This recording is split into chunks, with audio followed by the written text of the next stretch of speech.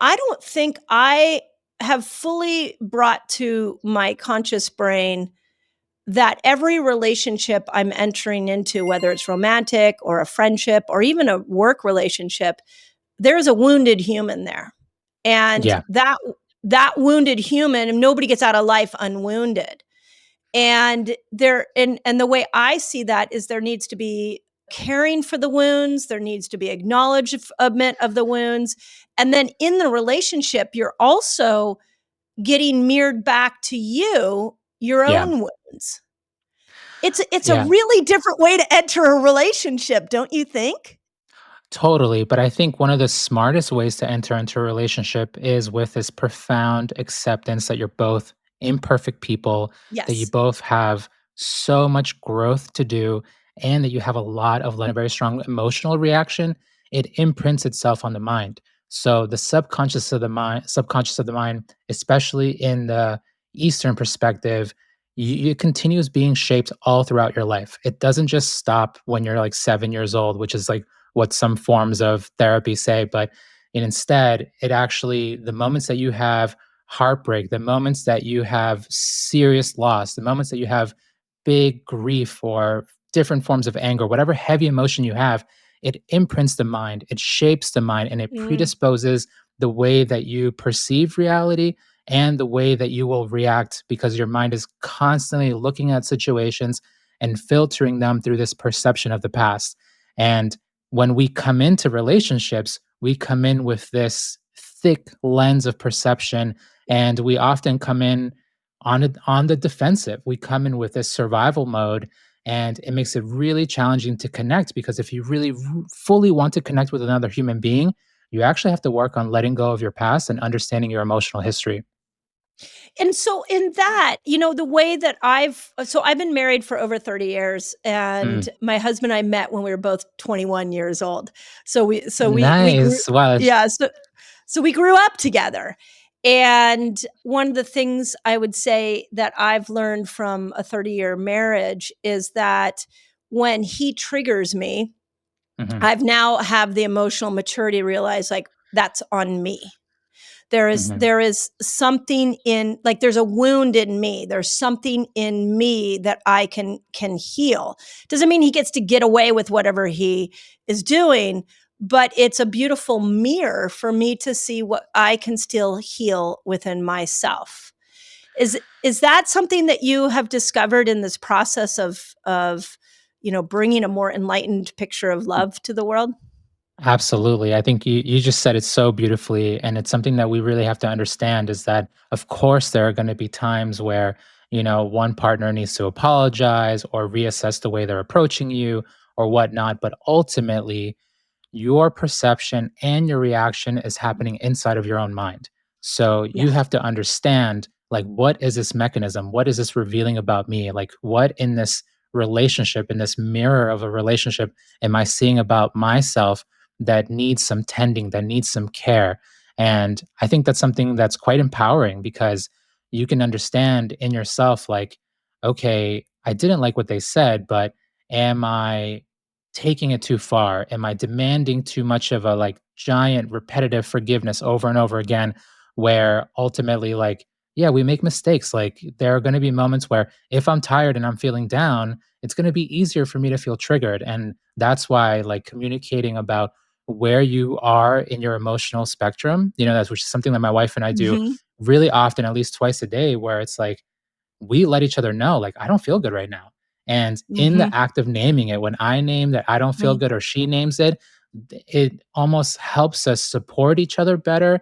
And the one who's feeling down treats themselves more gently. And it's quite Mm. helpful because even in the naming of like where you are in your emotions, we found that it gives less almost like cannon fodder to the mind to jump through these illogical hoops and it's trying to like build these narratives that don't really Yeah. exist so that it can place the blame on the other person. Like I don't want to accept the fact that I don't feel good and it being my responsibility. I want it to be your fault.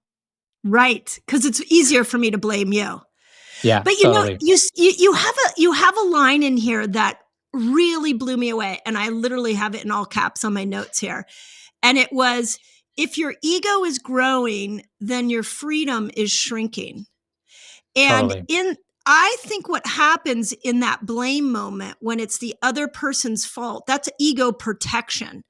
But Yeah, over time, that becomes harder and harder to navigate. And I can tell you, in a 30 plus year marriage, I have now gotten to a point where I realize that the only freedom is in me owning where the marriage is getting stuck.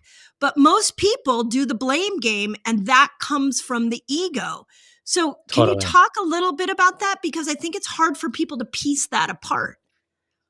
It's interesting, like, the ego is really trying to win. Like, it's a framework of survival, so it's trying to help you not get pushed into a corner, and there are moments where, like, arguments are going to happen. That's just like a natural thing that comes with proximity, whether it's, the person you're married, your partner, your roommate, whoever's close to you, at some point, you're gonna have some type of arguments, but when these arguments arise, understand that the ego is going to try to win. It's going to try to dominate the Yep. narrative. And but when you're constantly trying to win, you're both going to lose, because then what are you seeking? You're seeking dominance. You're not seeking Mm, repair. And what you really want to do is, instead of trying to win, you want to do what true love is, and true love is understanding. This is something that Thich Nhat Hanh said that I've always been so inspired by, where he said, "Love is understanding," and I couldn't agree more with him, because when you take turns to really explain your perspective, and your partner also gets to explain their perspective, and use that energy to step outside so you can really see where they're coming from, and then you also get to share your series of events, then you have this opportunity for a new level of understanding. And it's quite beautiful of a process, because often when you understand each other better, that tense energy just fizzles out, and you realize, yep. oh, there isn't a problem here, because now we get each other. I can see you better. Yeah. And as I'm listening to you speak again, and this was throughout the whole book, that I kept thinking this isn't just applicable to romantic relationships. Yeah, Like what you're teaching in this book, I felt like I want to take these principles and be that person who shows up in every relationship like that. And this part about the ego growing is so interesting because I think we're at a time, especially in our country, where there was been so much finger pointing, but yeah, it's almost like a dead end street. You think so if the ego is growing because you're like, look at me, I'm right. The yeah, freedom actually over time for yourself starts to shrink. And that's why I wanted to totally. highlight that.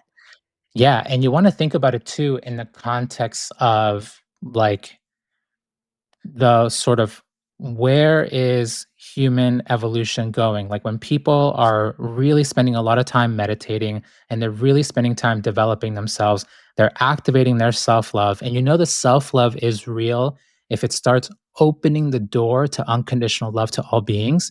And this is a really sort of Mm, key point, because when you're able to turn your attention inward, and you can see the way that you struggle, the way that you suffer, and you start noticing, oh, this is not just happening inside of me, it's happening inside of all beings, and that compassion starts being activated, you find that, whether you think about the sort of the major archetypes of human beings in history, like people like Jesus or the Buddha, or, like, great monks and nuns from thousands of years ago, like people who've taken the mind to the ultimate level, they are not living through a framework of ego. They're living through a framework of compassion.